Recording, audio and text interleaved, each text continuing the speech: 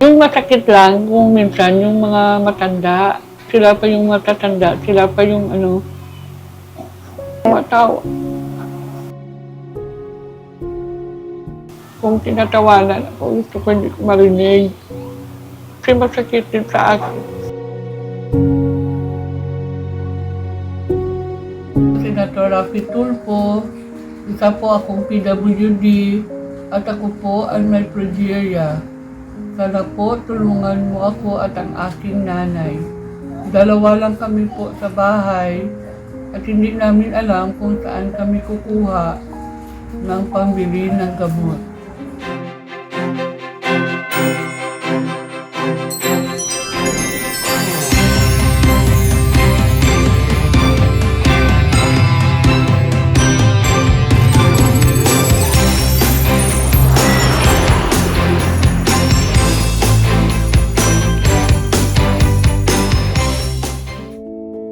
Matapos makarating kay Senator Rafi Tulfo ang kalagayan ni Ate Yvette, agad natin siyang pinuntahan dito sa Iloilo City. Ngayon, alamin natin ang kwento ng buhay ng isang babaeng may hindi pangkaraniwang kondisyon. Magandang hapon po.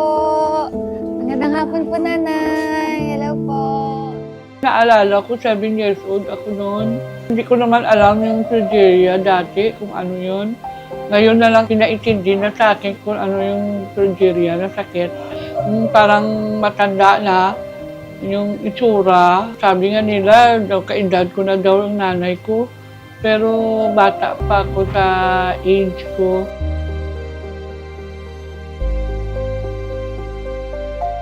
Tinaningan ako, sabi nung doktor ng hanggang 12 years old lang daw ako.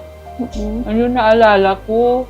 Anong edad po kayo nung sinabi mo? 7. Yung mga progeria, kasi yung alam ko, sinasabi sa akin ng mga mom ko sa PWD, mga hanggang 20 lang daw.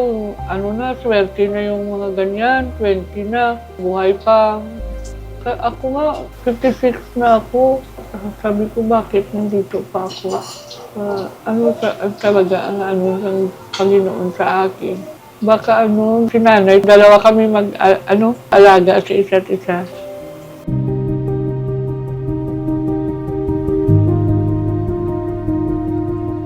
Alam ko nung nag-aaral ako ng elementary, parang ang daming tumitingin sa akin. Tapos yung mga bata, tinutukso ako. Pero hindi ko sila pinapansin. Kung anong magagawa ng iba, magagawa din namin. If others can do, why can't I? Yung masakit lang, kung minsan yung mga matanda, sila pa yung matatanda, sila pa yung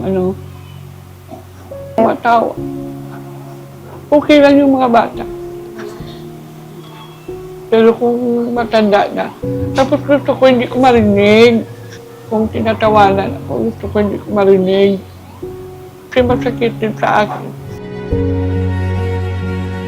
Dati, mahilig ako sa Santa Cruz, nanonood ako. Tumahanga din ako sa mga magaganda. Kung minsan, siyempre, din ako na, sana ganyan din ako. Siguro, sana kung normal ako, may asawa na ako, ganyan. Ganyan, nakapagtrabaho din ako.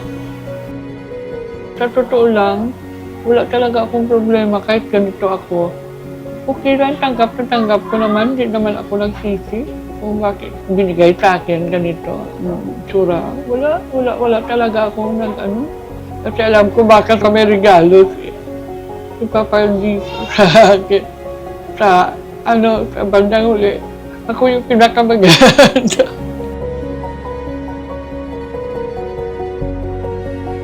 Ako, sa next month, 89, ako naumain sa kanya. Hindi siya makalakad. Kahit masama ang pagkaramdam ko, ako pag napili ng gamot namin.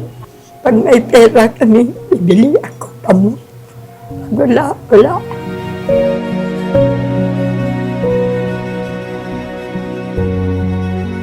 Hindi naman kasi kami binibigyan ng pagsubok na hindi namin kaya. Kinakatakot. Kinakatakot ko lang yung maano kami ni nanay sa ospital kasi sino magbabantay sa amin? Wala. Kahit kami lang dalawa, ako, kung lalo na ngayon, parang parati siyang naano ng nervyos niya. Nay, Sige. nabigyan ka pa ng ating Panginoon ng mahabang buhay. Sa lakas. Kaya kung mauna ka, kung kunin niya na, paano na lang ako? Yan na naman sinasabi ko sa kanya. Pero mas gusto ko pa yung ako mauna kasi siya, okay pa siya, nakakalakad pa siya, malakas pa siya, basta hindi na siya supungin ng high blood niya, malakas siya, mabilis pa siya lumakad, kahit ganyan. Pero ako, paano na ako kung wala pa siya?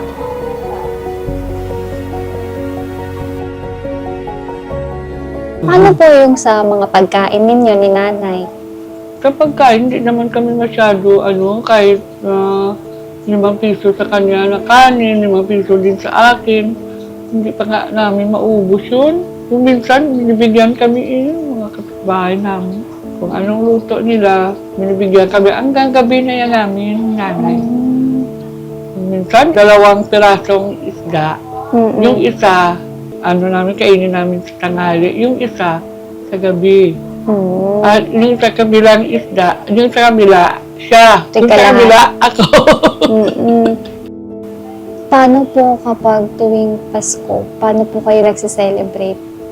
Bibili na kami, kanin, tinapay. Pag tapos namin kumain, tulog lang. Sa umaga, marami na yan nagbibigay sa amin. Oo, mga bahay. So, ito, iba't ibang salad na yan, galing sa iba't ibang kapitbahay.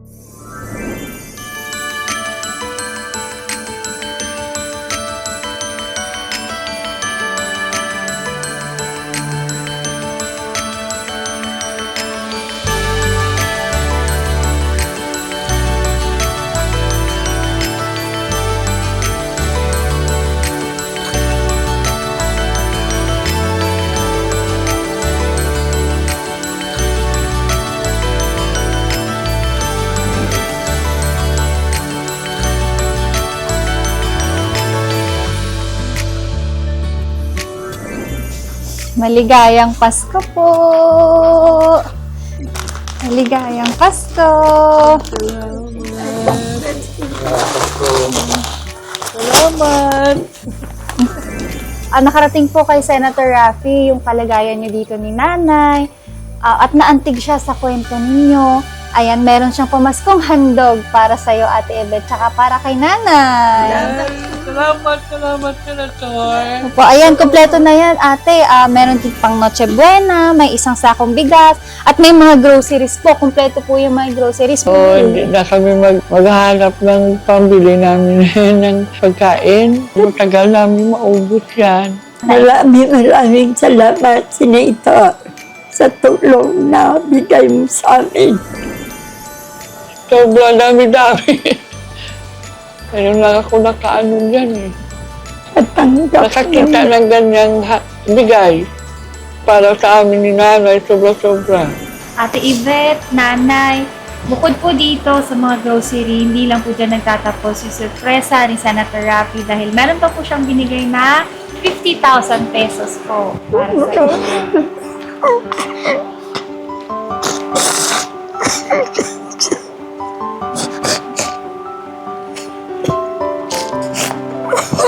Ate. Salamat, Lord. Salamat. Kami sa pabayaan sa dasal namin. May tao talaga. Tao talaga na. Tutulong sa amin. Kasi, alam niyo naman yung sitwasyon namin. Dalawa na kami. Maraming salamat. Sige po. Ayan. 1, 2, 3.